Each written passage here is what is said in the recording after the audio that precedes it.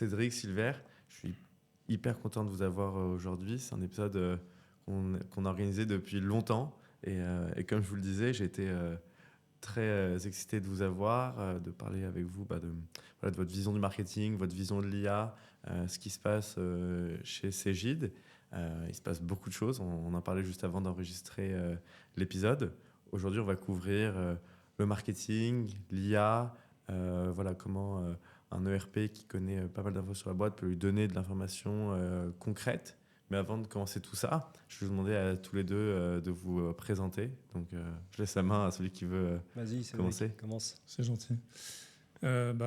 Déjà, merci pour l'invitation. On est ravis d'être là. Cédric Nathan, moi je suis le VP Marketing Digital Global chez Cegid, donc en charge de l'acquisition digitale et des sites web. Je dis bien des sites web parce qu'il y en a une collection. On en parlait juste avant, effectivement, avec les rachats et un temps incompressible de migration et une stratégie aussi qui peut avoir tendance à être multimarque. Donc il y a de nombreux sites en fait, et pas seulement le cegid.com. Ouais. Enchanté.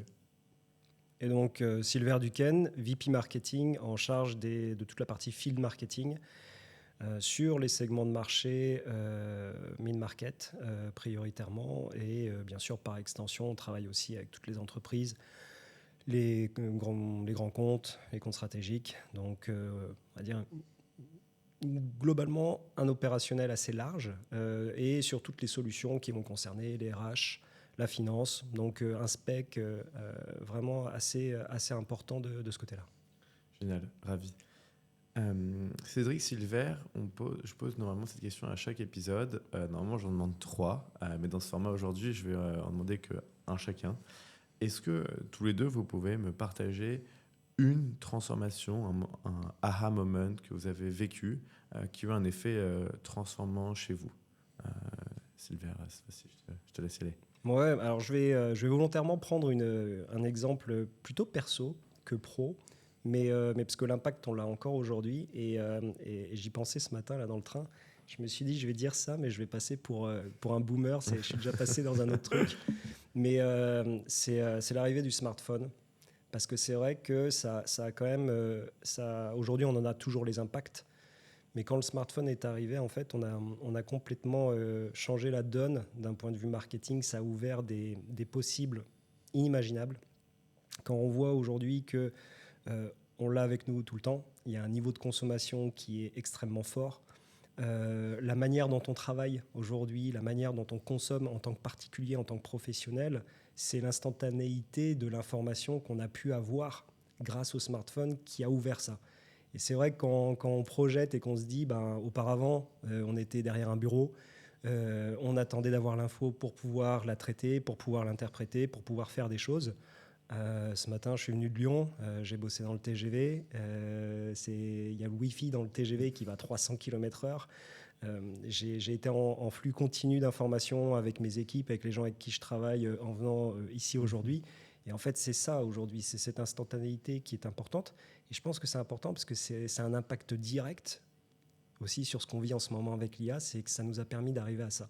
Donc, énorme impact, tant sur le pro que sur le perso. Ah, c'est certain.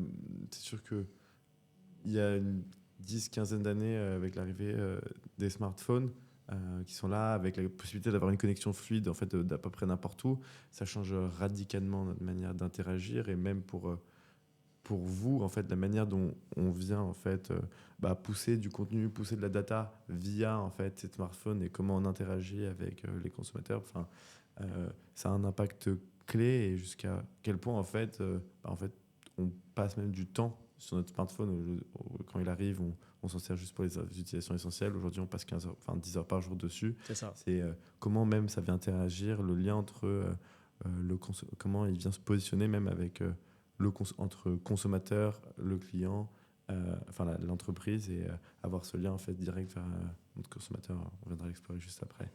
Et toi, Cédric? Moi, j'ai envie d'être le vrai boomer à ce moment-là, Silver, pour parler de la courbe d'adoption et de la courbe de propagation des transformations.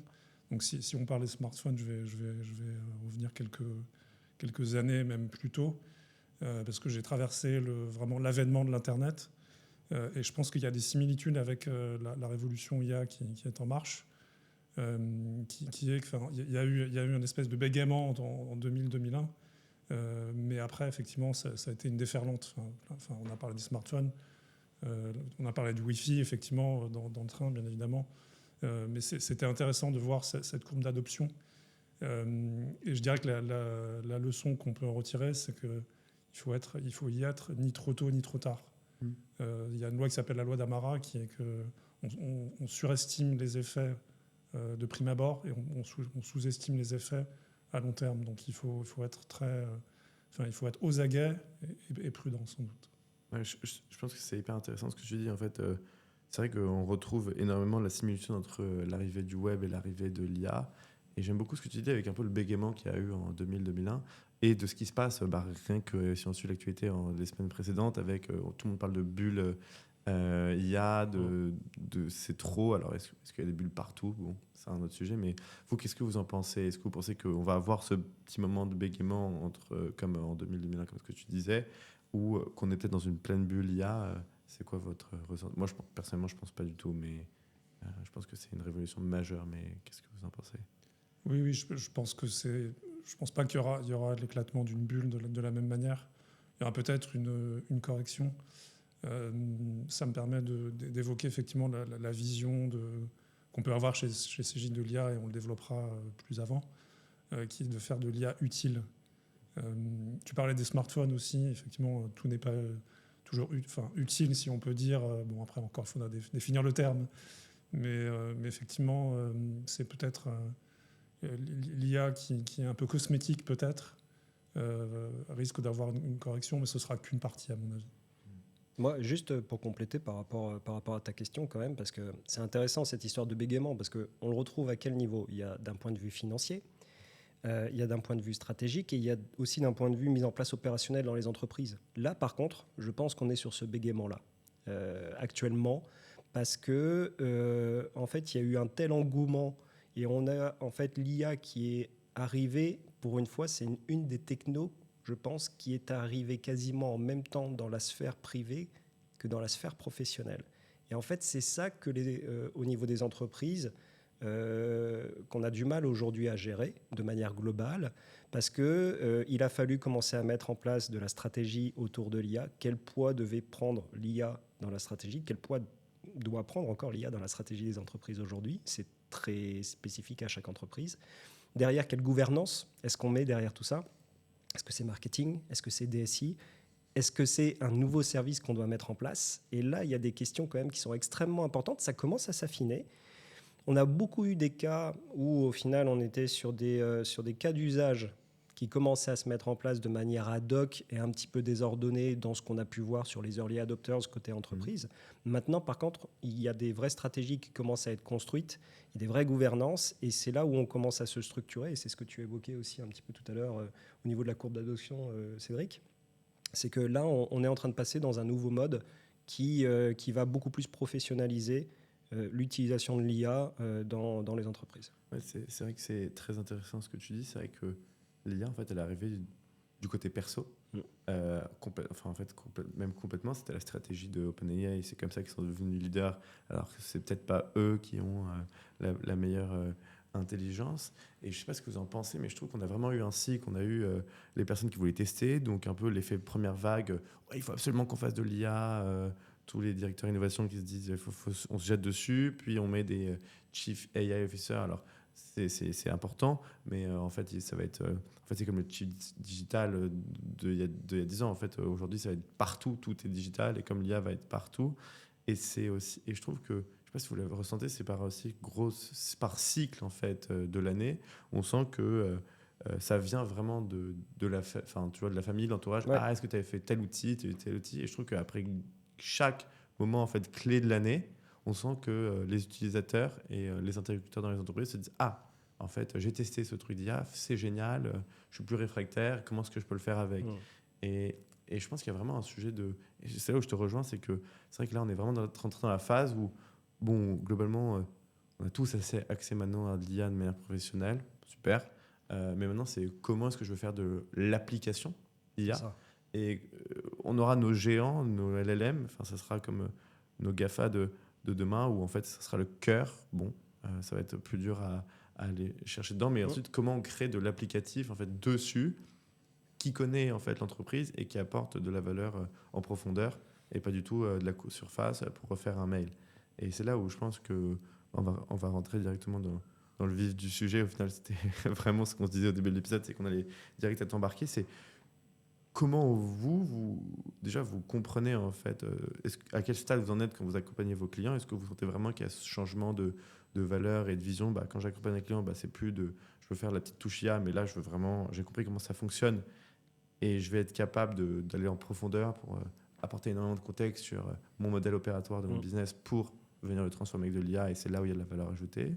Ou est-ce que vous pensez qu'il y a encore ce moment où on pousse nos clients à aller plus en profondeur pour pas qu'ils soient remplacés au final?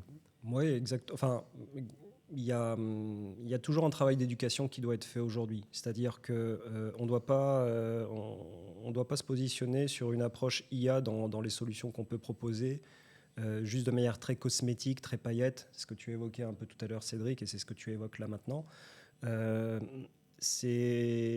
Il y a encore un travail d'éducation pour que l'IA fasse partie de la strate de l'entreprise. C'est comment aujourd'hui je me sers d'une technologie pour, comme tu le disais, accélérer, peut-être aussi pour mieux maîtriser des coûts, parce qu'on a aussi un contexte économique qui est ce qui est aujourd'hui, qui n'est pas forcément évident dans tous les secteurs, et qui nécessite malgré tout, ou en tout cas que l'IA apporte justement de la valeur sur des cas d'usage précis, comment je peux optimiser la gestion de mes flux de données, mes flux financiers, pour que je puisse mieux maîtriser mes coûts, pour que je puisse avoir une meilleure gestion de ma trésorerie prévisionnelle, alors que tout autour de nous, on est sur un contexte de permacrise, des crises politiques, des crises économiques, des crises géopolitiques aussi, et c'est très difficile pour les entreprises de se projeter.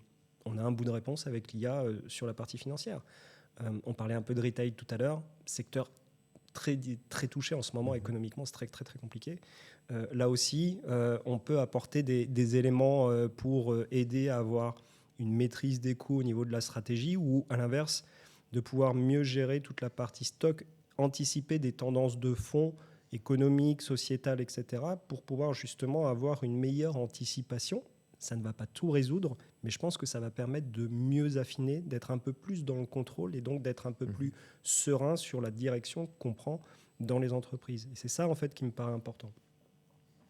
Non, je pense que c'est essentiel et je viens de vous poser en fait, directement la question, mais comment, par exemple, sur la partie web de chez Cégide, vous allez être capable de gérer vous-même en fait ces transformations. Comment vous en fait vous allez recevoir en fait votre funnel de clients, comment vous le traitez, comment en fait aujourd'hui je vais directement l'amener à exactement ce que lui veut voir, et au final on passe d'un marketing de masse peut-être à un marketing ultra précis qui est le marketing pour tel user, tel user, tel user, et être capable de en fait constamment lui montrer ce que veut l'user, comme celui qui va rentrer dans la boutique. Je pense. Et ça nous emmène directement à tous les deux d'être capable de vous dire, OK, aujourd'hui, on va arriver à un marketing où je pense qu'on va être capable de rentrer sur l'ultra-personnalisation, mais vous, comment vous avez forgé vos armes dans un monde où en fait, on a l'arrivée d'Internet, l'arrivée des smartphones, et comment on construit cet esprit critique. Donc, ouais, pour vous, quelle est la relation et comment vous l'avez forgé entre données, qui est plus celle d'aujourd'hui, et créativité, qui était plus celle d'hier, mais on se rend compte qu'il faut absolument renforcer? Ça fait beaucoup de questions. Ouais, c'est vrai que c'est un bout de questions. Mais... je dirais que sur le web, en fait, on est en train de commencer à travailler la personnalisation, comme tu dis, l'ultra-personnalisation. On voit que même un acteur comme LinkedIn en fait propose des personalized ads. Donc c'est sorti vraiment très, très récemment, donc c'est intéressant. Donc on garde des solutions effectivement pour linker notre studio créatif avec des solutions comme Bannerflow qui permettent de faire vraiment de la personnalisation très avancée. Ensuite, ce qu'on peut dire, c'est que sur ce qu'on a fait à date, on va dire, on n'est peut-être pas encore rentré, on est aux portes de cela. Ce qu'on a fait en revanche, c'est effectivement tout ce qui est création de contenu, tout ce qui est création de même de. On est sur des POC, on va dire, aussi de lancement de campagne basé sur de l'IA, du prompt-based en fait. On se branche avec des outils, avec du N8N à Google Ads. Donc on est dans cette logique vraiment de création de contenu et de campagne, qui sont déjà extrêmement assistés par l'IA. Je pense aussi à ce qu'on peut faire sur le SEO. On utilise un outil comme SEMJ qui permet de faire et des briefs et si on veut sur une certaine partie du contenu peut-être plus froid entre guillemets, contenu de blog ou contenu evergreen, effectivement d'accompagner à la rédaction, de rédiger vraiment avec l'aide de l'IA. Après, effectivement, il faut pas oublier l'élément humain. Qui est vraiment l'élément différenciant, la créativité, l'émotion, ce sera jamais remplacé. L'IA, c'est un assistant, en fait, avant tout. On reste de toute façon aujourd'hui sur un doux équilibre entre, effectivement, la relation avec les clients, l'intuition, toute la partie humaine et derrière tout le côté très mécanique qu'implique l'IA, parce que de l'IA, c'est de la data derrière, c'est la base. Je pense qu'aujourd'hui, plus que jamais, on a plein de fournisseurs de bases de données qui doivent être en ébullition en ce moment pour donner de la data. Et au même titre, on a aussi des éditeurs de solutions comme nous qui faisons en sorte surtout de capter cette data, la cruncher, la rendre compréhensible. Et c'est là où beaucoup de choses se jouent aussi, parce que c'est ça qui va définir aussi à un moment donné comment la data permet d'améliorer la relation avec les clients, permet d'améliorer la créativité, parce que je pense que ce sont deux concepts qu'il ne faut pas aujourd'hui opposer. La créativité et l'intuition, elles restent humaines. Je pense qu'il faut capitaliser là-dessus. Parce que de toute façon, on le voit dans les attentes des consommateurs de demain. Oui, ils veulent plus de personnalisation. Oui, ça va passer par l'IA. Mais à côté de ça, ils veulent des entreprises dans lesquelles ils sont plus engagés. Ils se sentent, on va dire, proches des valeurs de ces entreprises. Ils veulent voir plus d'humains. Aujourd'hui, on le voit, de la performance sur ce qu'on essaye de mettre en place comme campagne. Les visuels avec des humains performent plus que des visuels beaucoup plus génériques. Donc, en fait, c'est ça qui est génial. Ça doit être de toute façon ce qui nous caractérise en tant qu'humains, c'est qu'on est très antagoniste sur plein de choses. Aujourd'hui, on veut de l'ultra-personnalisation. Ça passe par du consentement sur de la donnée qu'on laisse à disposition. Mais à côté de ça, en fait, on veut parler à un humain.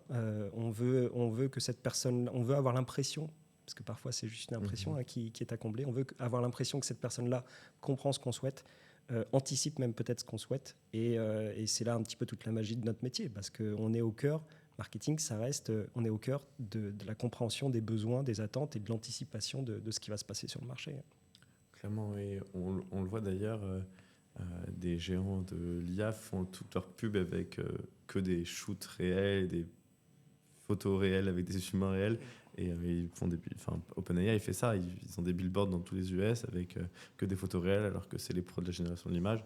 On sait bien qu'il y a plus, qu'on est plus touché par ça. Et d'ailleurs, on le sent dès qu'on a ce premier réflexe, dès qu'on se rend compte qu'en fait, on regarde un contenu et qu'en fait, il était générique de l'IA, qu'on se rend compte et qu'on n'est pas au courant, on a toujours ce truc, c'était un contenu par l'IA et j'y ai cru. Et je pense, en fait, si tu veux, que par rapport à ça, il faut qu'il y ait une cohérence, en fait, tu vois, dans l'expérience que tu délivres au niveau de ta marque. C'est ça, aujourd'hui, qui va faire que des marques vont je pense, dans les prochains 18-24 mois, vont vraiment se démarquer par rapport à d'autres concurrents, peu importe les secteurs d'activité.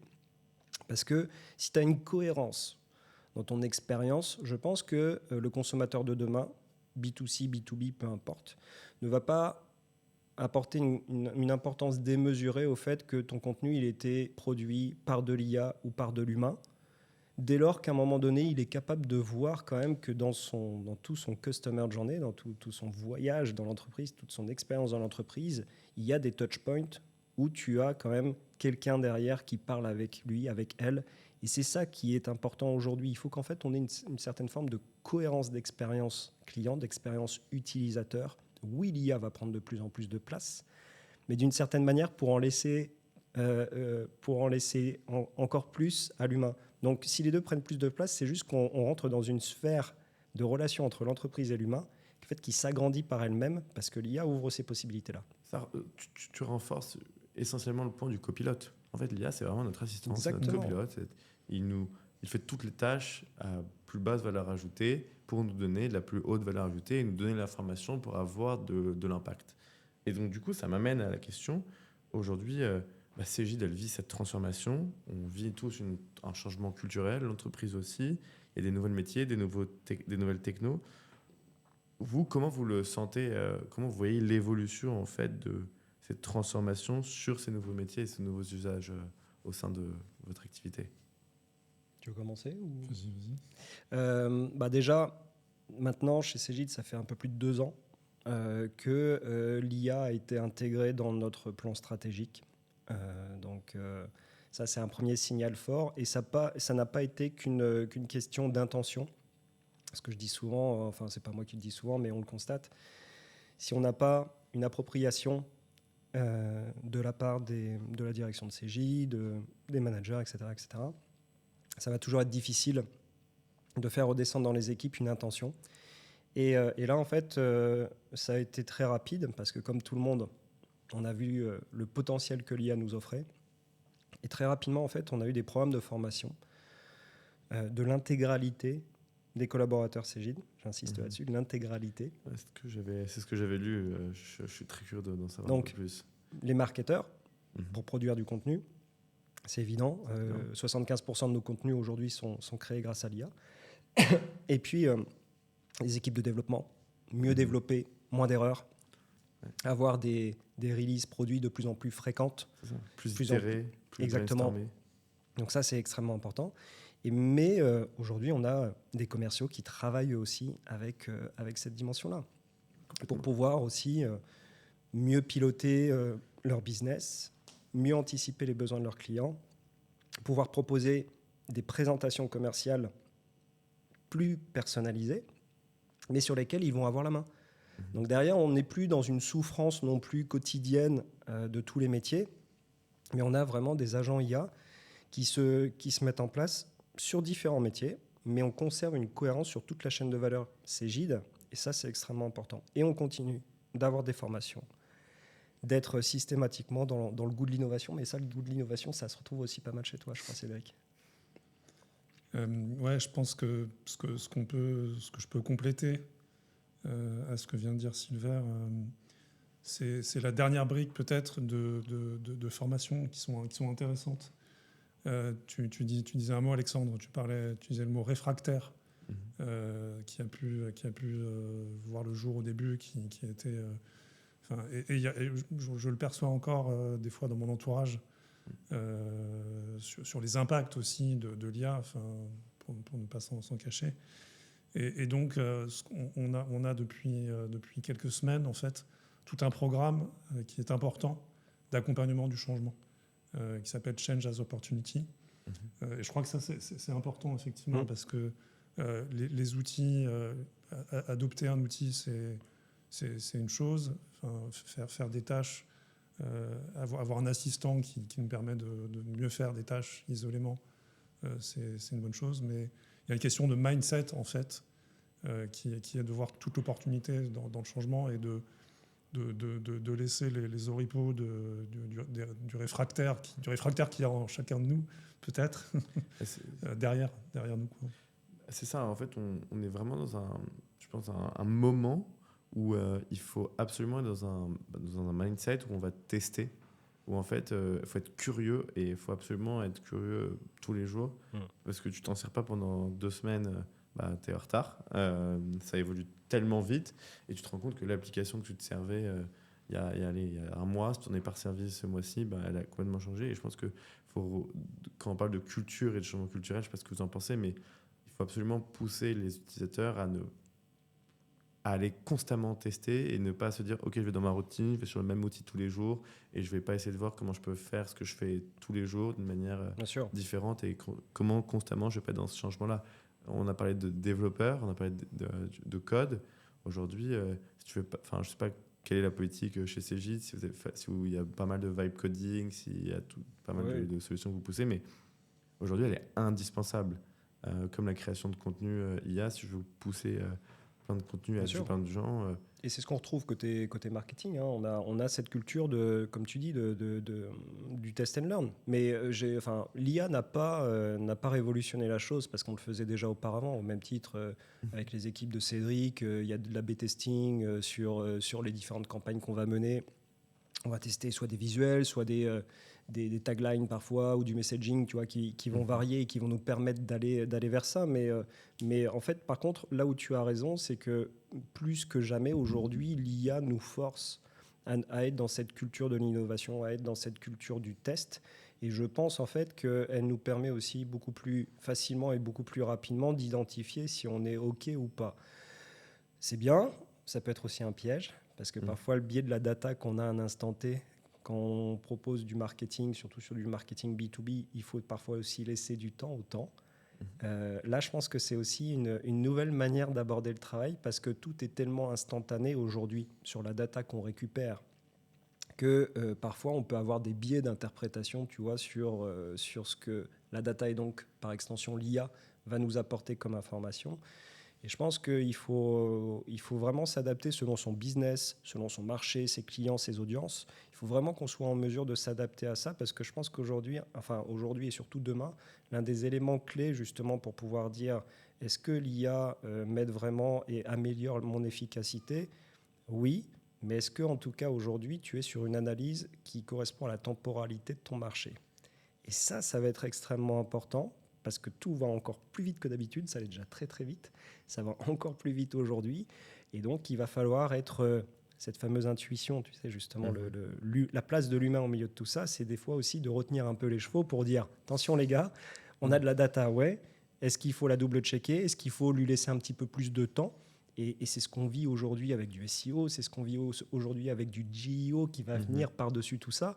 On travaille déjà activement avec les équipes de Cédric dessus, mais il va falloir qu'on laisse quand même tout ça se nourrir et qu'on ait de l'apprentissage. C'est exactement la question que j'allais. Enfin, tu m'emmènes parfaitement au bon endroit. C'est ce sentiment, c'est ce poids entre automatisation et émotion. Et comment, quand je fais du A/B testing, comment je vais identifier un signal faible sur une campagne où en fait on va se dire on va faire quelque chose qui est différent de nos sentiers battus, mais en fait qui a marché sur une toute petite niche. Et c'est comment on vient jouer avec ça aujourd'hui. Et comment vous gérez aujourd'hui là, vous gérez comment ce paradoxe entre automatisation, émotion. Est-ce que vous avez une anecdote à me raconter que vous avez vécu tous les deux, peut-être avec une campagne lancée Je ne sais pas si c'est une anecdote, mais un chiffre qui est intéressant.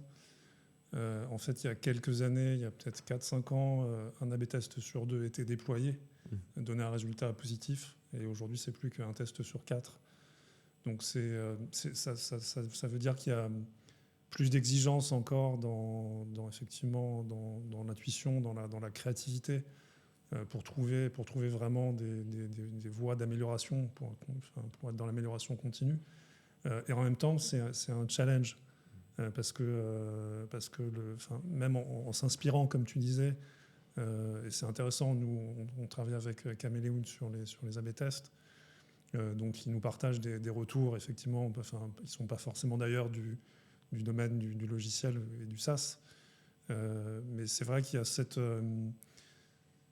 ce chiffre qui est assez dur, hein, d'avoir un sur 4, un A/B test sur 4 seulement qui va donner satisfaction, qui va être déployé. Donc il faut d'autant plus se creuser les méninges. Donc je pense que il y a d'autant plus, on en parlait de la distinction IA humain, de valeur humaine ajoutée qui est vraiment nécessaire. Tu penses que ce 1 test sur 4 aujourd'hui, il est là parce que le consommateur est plus exigeant et qu'il a plus d'infos qui vient à lui, donc il peut être plus rigide, ou il vient du fait qu'il y a plus de compétition, plus de personnes qui postent et plus de contenu, et donc c'est plus dur de ressortir. Ça va plutôt dans le sens de la compétition, d'une part, et je dirais de la maturité. Enfin, si je fais l'analyse rapidement, finalement, il y a une maturité. Ça veut dire que avant même d'avoir fait un A/B test, quand on va lancer un site web, on aura déjà mis en place des bonnes pratiques. Les bonnes pratiques, elles se diffusent beaucoup plus rapidement, beaucoup plus largement que précédemment. Donc, les gains sont plus difficiles à aller chercher, en fait. C'est ça que ça veut dire. Je comprends totalement. Et on a parlé de GEO. C'est un sujet qui est très intéressant.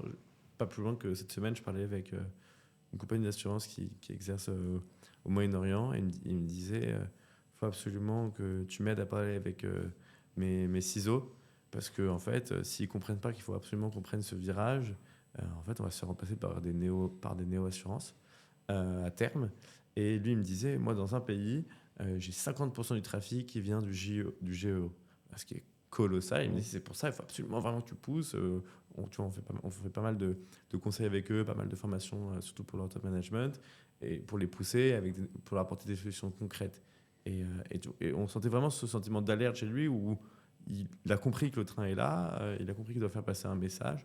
Vous, comment aujourd'hui vous le voyez en interne, et comment vous le voyez pousser chez vos clients qu'il faut absolument prendre ce train pour que en fait, leur marque remonte en premier, ce qui va être essentiel, voire même plus du Google qui remonte, parce que en fait, là, c'est l'IA qui va te dire va chez eux, parce que je te connais. Ouais, il y a deux manières de voir la chose, elles sont complémentaires. Il y a une partie très technique qui est plutôt chez Cédric par rapport à ça, mais derrière, il y a aussi l'impact effectivement sur une stratégie, parce que on prend l'exemple de ce qu'on fait chez Cégide avec nos solutions qui s'adressent aux DRH pour la gestion de leurs talents.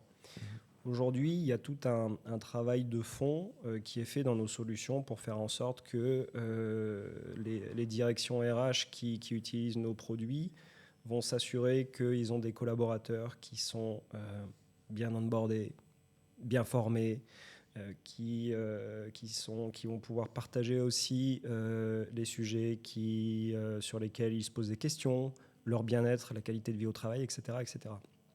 Et ça, par exemple, aujourd'hui, on sait que c'est une donnée qui est de plus en plus importante, d'autant plus qu'elle doit être faite, à mon avis, et remontée plusieurs fois par an pour vraiment prendre le pouls de l'entreprise.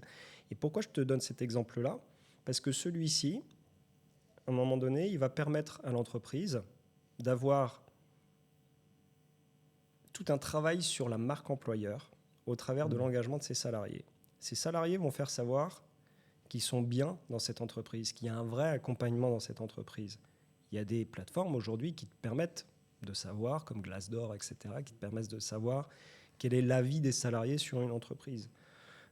Donc, ça va gagner des points, tu vas gagner des points sur ta marque employeur. Et plus l'expérience globale qui se passe autour de ta marque va être bonne, à travers, on l'a dit, tes clients, à travers tes salariés, etc., plus tu vas être en fait une réponse pertinente pour les LMM. Et donc, tu vas remonter plus facilement. Donc, tu vas passer peut-être devant des concurrents. Et tu vois, c'est ce que je te disais tout à l'heure sur cette cohérence d'expérience.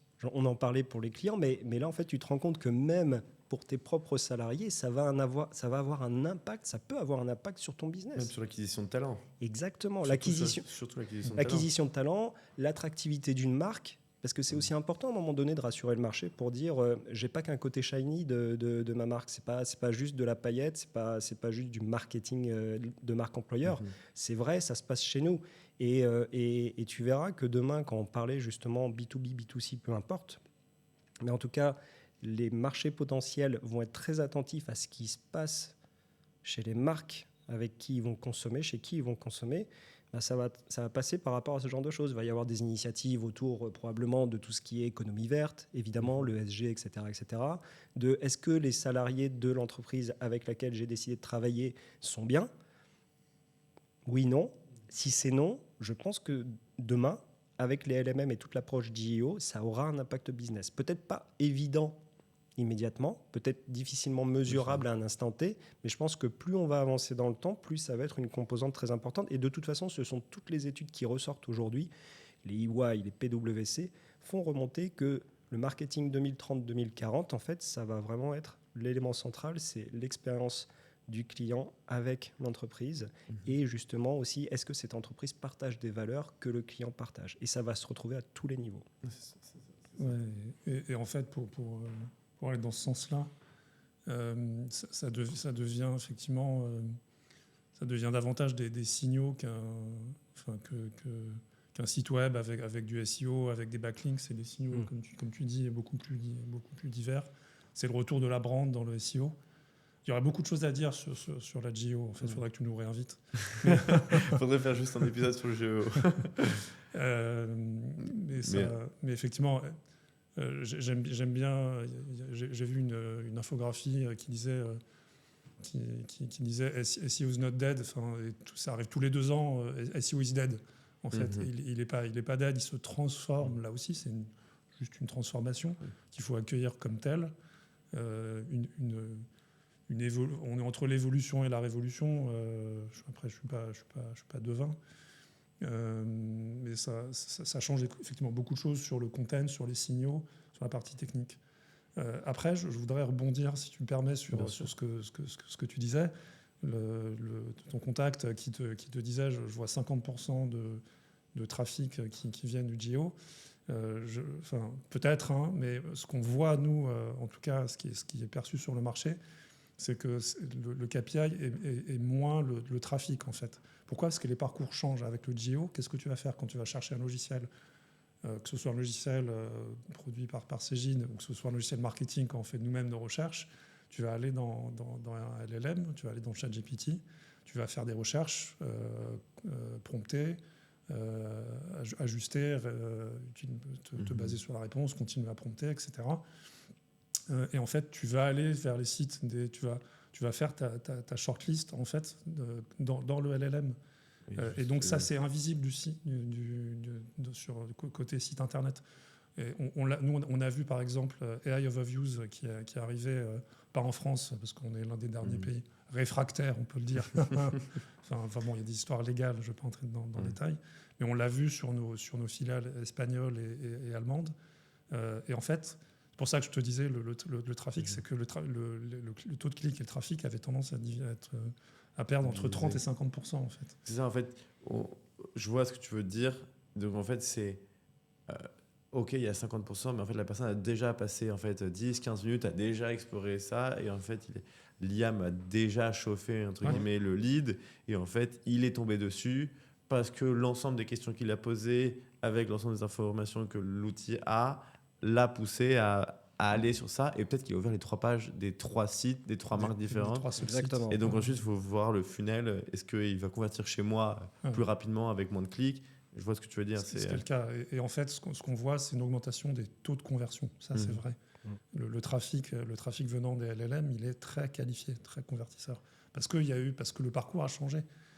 Mais donc, ça revient à ce que tu disais, ce qu'on disait, c'est qu'en fait, c'est comment je vais entraîner mon LLM pour qu'il connaisse ma marque, les valeurs de ma marque, et ce que tu disais avec les talents, pour aller dire, un tel, en fait, qui a tel type de valeur, parce qu'en fait, l'outil qu'il utilise au quotidien le connaît mieux que lui, et il va le pousser plus à aller chez telle ou telle solution, et pourquoi le retailer, peut-être même le retailer qui a une taille de marché plus petite, va plus aller chez un Cegid, par exemple. C'est intéressant, et ça rejoint exactement ce que disait Silver. Ça va être des signaux vraiment multiples, très diversifiés. C'est la marque employeur. C'est la présence sur des comparateurs. Enfin, il faut être mentionné sur les sur les comparateurs de logiciels. Il faut être présent. Il faut avoir une stratégie auprès de ce qu'on dit aux États-Unis, mais même en France, pour avoir une visibilité et être mentionné dans Reddit, dans Wikipédia. Mais encore, ce que je dis, c'est limitatif, on ne peut pas tout évoquer. Mais il faut avoir être mentionné dans cette galaxie de sites qui sont des références de signaux, on pourrait dire faibles. C'est une collection de signaux que les LLM vont rassembler. Et après, c'est intéressant parce que le KPI qu'on va regarder, c'est être mentionné et être cité comme source.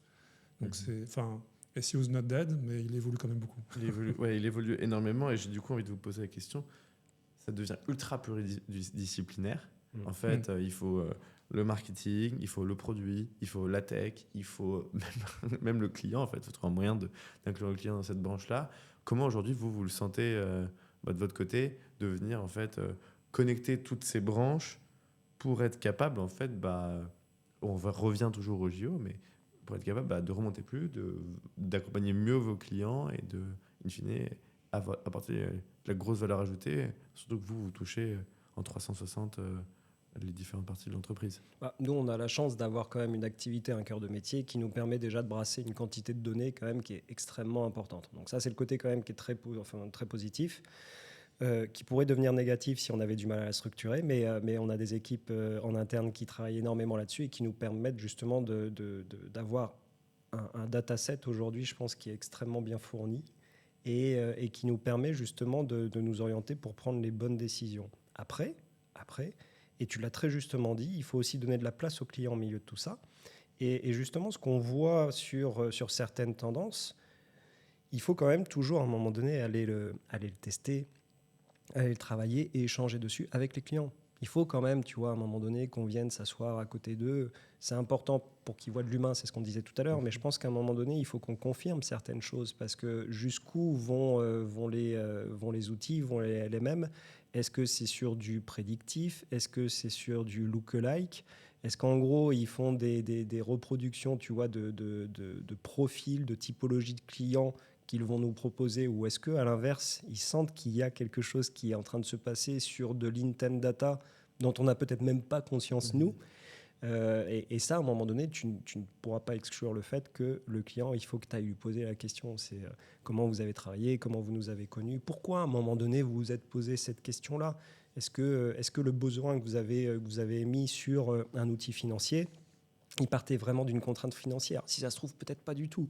Et ça, quoi que t'en dises, tu ne pourras pas l'avoir immédiatement, systématiquement avec l'IA. Et c'est pour ça qu'il va falloir de temps en temps aller s'asseoir avec eux, leur poser ces questions-là et l'analyser finement. Mais globalement, pour revenir à ta question initiale, encore une fois, quand c'est dans la culture d'entreprise que l'IA a une place majeure, c'est un pilier justement de la stratégie d'entreprise, comme c'est le cas chez nous, on a cette chance-là chez Cegid, c'est que elle est déjà présente sur l'ensemble des éléments de la chaîne de valeur. Donc, on connecte plus facilement déjà un ensemble de données qui, naturellement, remontent parce que tout le monde l'utilise à plein de niveaux. Et ça va être vraiment clé. Mais il faut qu'on ait cette logique-là de l'IA n'est pas un gadget. L'IA n'est pas juste une petite couche technologique qu'on met par-dessus une stratégie. L'IA et par extension la data, c'est vraiment, on va dire, pour moi, un élément clé pour pouvoir justement faire des choix judicieux qui correspondent à ce que les patrons, les patronnes d'entreprise veulent faire avec leur boutique. Au final, elle est prépondérante dans chacune des étapes et chacune des steps de la chaîne de valeur. Si on veut en exploiter le complet potentiel, il faut l'intégrer de cette manière-là aujourd'hui. Parce que c'est encore un nice to have aujourd'hui. Demain, ça sera un must-have dans beaucoup d'industries. Il restera des métiers artisanaux qui sont des bouchers. On ne va pas leur demander, les bouchers, d'être présents sur du LMM, mais il y aura des métiers artisanaux qui pourront se préserver de ça.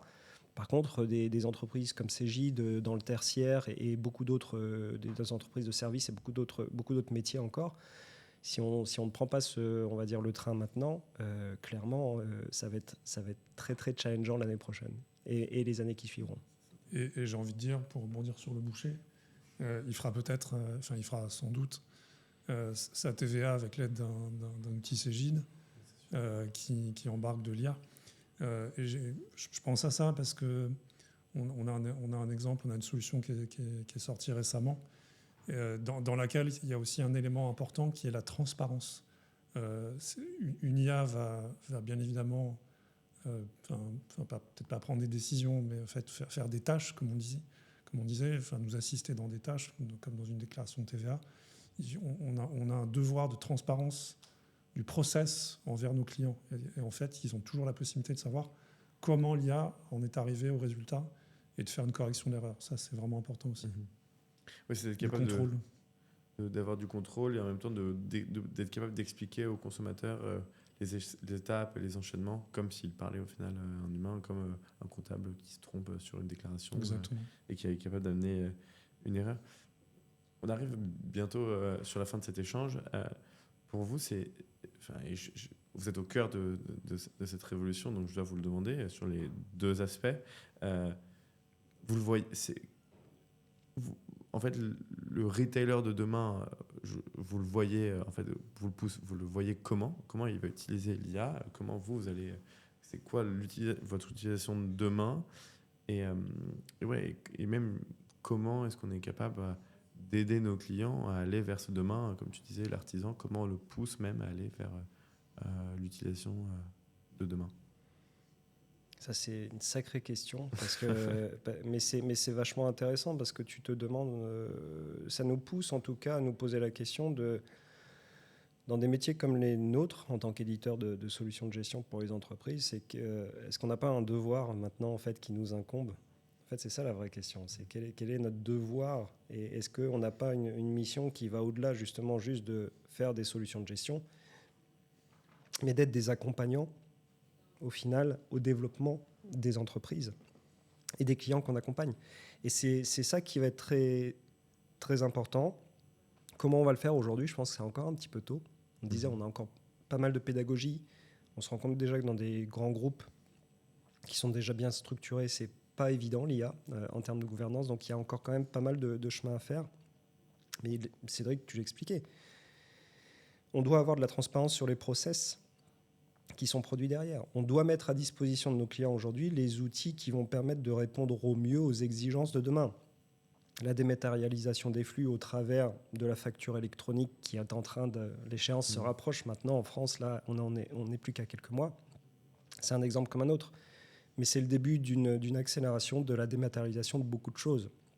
Donc on va devoir accompagner nos clients dans leurs pratiques quotidiennes, justement sur comment je gère ces flux financiers, comment je dois aussi les structurer, parce que c'est là où on doit être, nous, facilitateurs, je pense, pour pouvoir structurer de la donnée, de la rendre facilement accessible, facilement intelligible. Et donc, je pense que ce n'est pas juste un travail qu'on a à faire, nous, en tant qu'éditeurs. Je pense que c'est tout un écosystème d'acteurs qui peuvent aider à faire ça. Ce sont les éditeurs de solutions de gestion, ce sont, on va dire, tous les tiers de confiance qui évoluent autour de l'entrepreneuriat, de l'entreprise en général. Il y a des experts comptables qui sont là, il y a des fonds d'investissement, il y a des structures aussi comme BPI France ou plein d'autres encore qui peuvent énormément apporter. Et je pense au final que c'est un travail commun qui doit se faire. Alors aujourd'hui, c'est très chaotique parce qu'il commence à y avoir des rapprochements, des concertations entre différentes structures pour essayer d'avoir une approche globale. Mais là, on est en train de parler de macroéconomie et d'un mouvement de fond, on va dire, beaucoup plus important. Donc, on n'aura pas la prétention de changer le monde de l'entreprise du tout au tout. Par contre, on aura la prétention de leur mettre à disposition les meilleurs outils qui soient pour pouvoir justement prendre cette vague de l'IA et de la data. Ça, c'est une certitude. C'est certain. Ouais, et en fait, pour compléter ce que Silver vient de dire, je crois qu'il y a deux effets. Il y a un effet légal, j'ai envie de dire. On le voit avec la réforme de la facture électronique. Ça devient une obligation d'avoir des solutions logicielles compliant. On ne peut plus faire sa facture sur Excel ou sur Word. Ça fait quelques temps, mais vraiment, ce sera absolument plus possible en 2027. Et je pense donc il y a un aspect contraignant et en fait il y a un aspect aussi, comme tu le disais bien, de pédagogie, où tout un écosystème, même par exemple pour la facture électronique, tout un écosystème va devoir accompagner effectivement les entreprises pour leur montrer que, d'une part, qu'il peut y avoir une obligation, une contrainte légale, mais aussi que c'est une perte de chance. C'est une perte de chance d'être encore sur un Excel pour faire des factures. En fait. C'est ça que j'allais te dire, c'est que aujourd'hui, on le rend obligatoire. Voilà, ça va être obligatoire, mais en fait, celui qui fait encore sa facture sur Excel, aujourd'hui, c'est comme s'il avait un un boulet derrière qui le bloquait, qui le permettait d'avancer plus vite. Parce qu'aujourd'hui, l'artisan de demain, en fait, en quelques secondes, s'il utilise des nouvelles technos, il peut créer sa facture, facturer à son client, faire signer son devis électroniquement, et au final, il est protégé. En fait, de le forcer, c'est aussi s'aider pour demain être... ça va être ça, et puis aussi de rajouter toute la couche IA, justement, qu'on apporte dans nos solutions. On va y avoir du conseil. En fait, on ne peut pas demander à un chef d'entreprise, une chef d'entreprise qui fait 14 heures par jour, qui finit sa journée à 22 heures en ayant essayé de trouver un peu d'équilibre dans sa vie perso, en plus de commencer à avoir une vue sur quelle est la strate que je dois apporter aujourd'hui dans mon entreprise. Encore une fois, il y a des structures comme les experts comptables qui le font aujourd'hui, mais il y a toute une partie justement de compréhension de ce qui se passe dans mon entreprise qui est délicate. Et c'est là où, par contre, on a une valeur ajoutée très forte. Mais ça vaut pour les petites entreprises, ça vaut pour les PME, ça vaut pour des grandes entreprises aussi, justement, et c'est notre ambition, c'est d'intégrer de l'IA pour à la fois accélérer, sécuriser les processus dans les outils de nos clients, première étape, et deuxième étape derrière, de pouvoir apporter une dimension, on va dire, de conseil, ou en tout cas d'orientation, pour pouvoir être vraiment de l'aide à la décision. Parce que c'est ça, en fait, l'enjeu qu'on va avoir chez les entrepreneurs, chez nos clients, c'est de leur apporter les outils qui vont leur permettre d'être plus sereins dans les décisions qu'ils vont prendre. Ouais, je te rejoins parfaitement sur... en fait, on se rend compte qu'il y a une grosse brique d'éducation, de conseils, qu'on la fasse seul ou accompagné avec des entreprises comme la vôtre, ou bien même, en fait, le petit retailer du coin qui prend...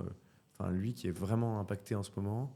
Et de ce que j'entends avec des solutions comme la vôtre, comment est-ce que je viens booster ces vendeurs parce que en fait, ils ont un super outil poussé par vous qui veut dire ok, non, tel client qui rentre dans ta boutique, c'est un tel, tu as ça dans ton stock, tu devrais lui pousser telle solution. Et même, en fait, pour le manager de cette boutique, lui donner directement des infos sur comment mieux gérer son stock, mieux gérer ses coûts. Et je pense que c'est essentiel aussi d'éduquer les plus petits qui aussi ressent les changements de cycle aussi de manière très forte. Je pense que c'est vrai pour les retailers, mais je ne rentrerai pas trop dans le détail.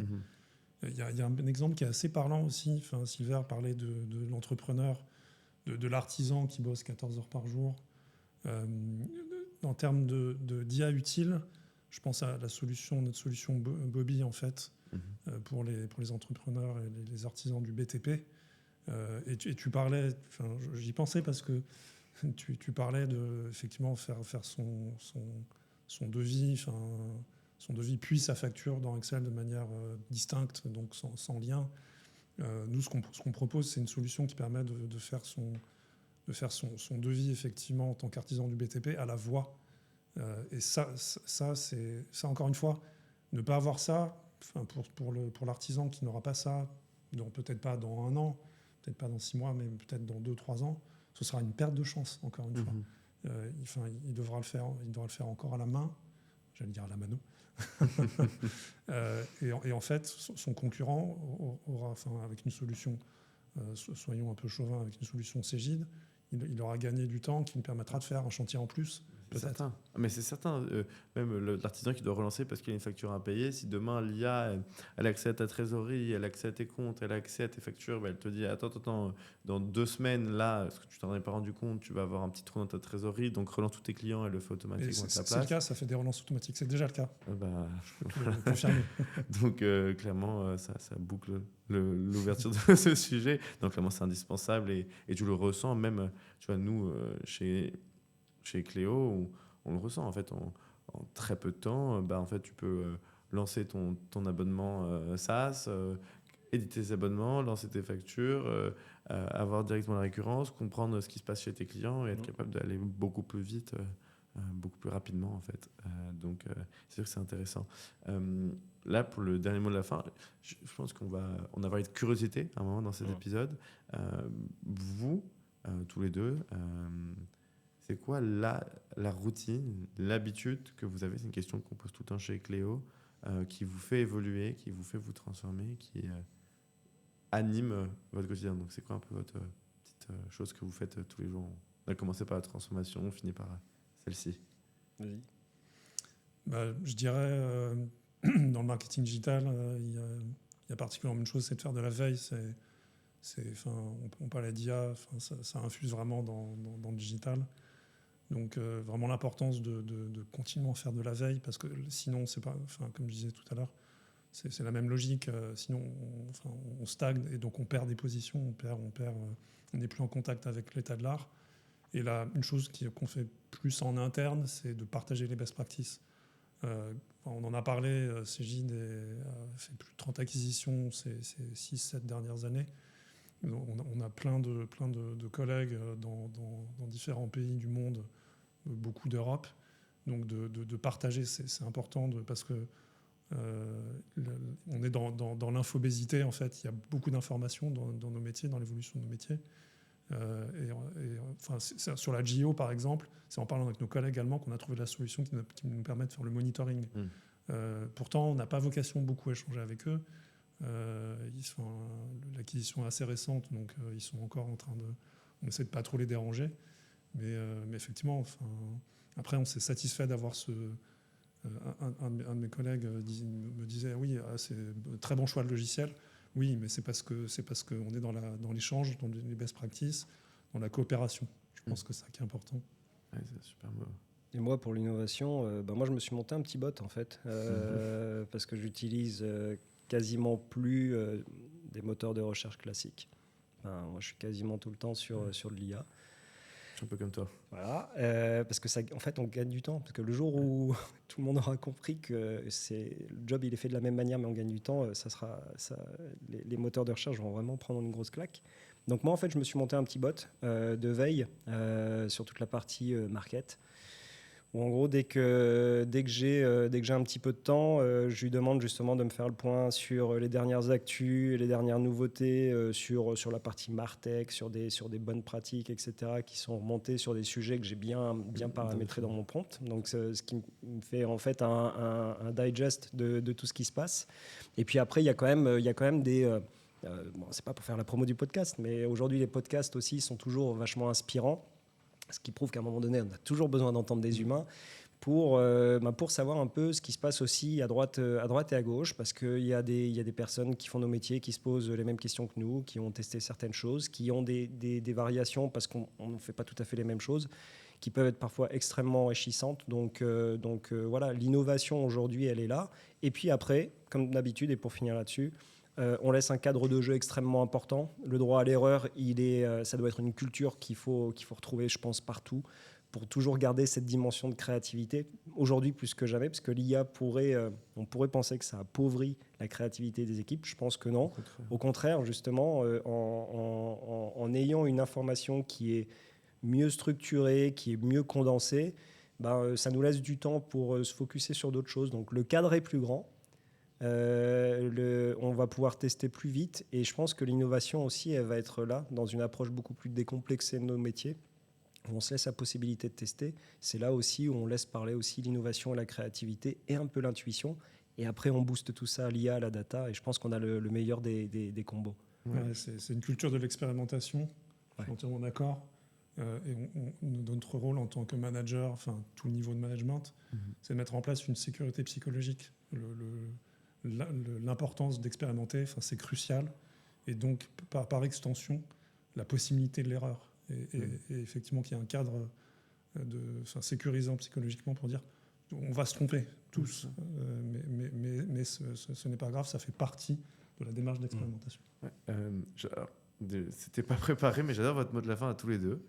Vous m'avez dit que ce qui était le plus important pour vous, c'est la veille. Alors, juste après ce podcast, on prendra un autre moment pour en parler, mais il faut absolument que je vous montre notre outil chez Cléo, en fait, qui permet donc, en fait, de définir ses objectifs, de définir en fait, ses domaines de recherche, ses domaines d'activité, et en fait, ce qu'on cherche et ce qu'on veut tester de nouveau. Et en fait, on a un radar en fait, boosté avec de l'IA qui vient en fait, te prendre un agrégat d'informations large du média, du web, du social média, et qui est capable de te remonter de l'information par rapport à ton besoin, par rapport aux dernières actus, et qui est capable aussi avec un radar de te dire ok, toi dans ton domaine d'activité ça peut avoir tel impact. Donc je suis ravi, et aussi j'aime beaucoup ce que vous dites sur tester, faire des erreurs, parce qu'au final c'est en faisant des erreurs qu'on apprend le mieux, c'est pas avec les victoires qu'on apprend. Donc, non, franchement, hyper intéressant. Super épisode. Et écoutez, merci à tous les deux. C'était un plaisir d'avoir échangé. On le Merci sait à toi. tous les Merci trois. pour l'échange. C'est malheureusement que 1 heure, mais on aurait pu en parler 3. Donc, c'était un plaisir de vous avoir. Un plaisir également. On reviendra pour la GIO. C'est ça. On en reviendra pour faire un focus GIO. Je suis ravi. Ce sera ma formation à moi avec des experts de l'industrie. Merci à Top. tous les deux. Merci encore.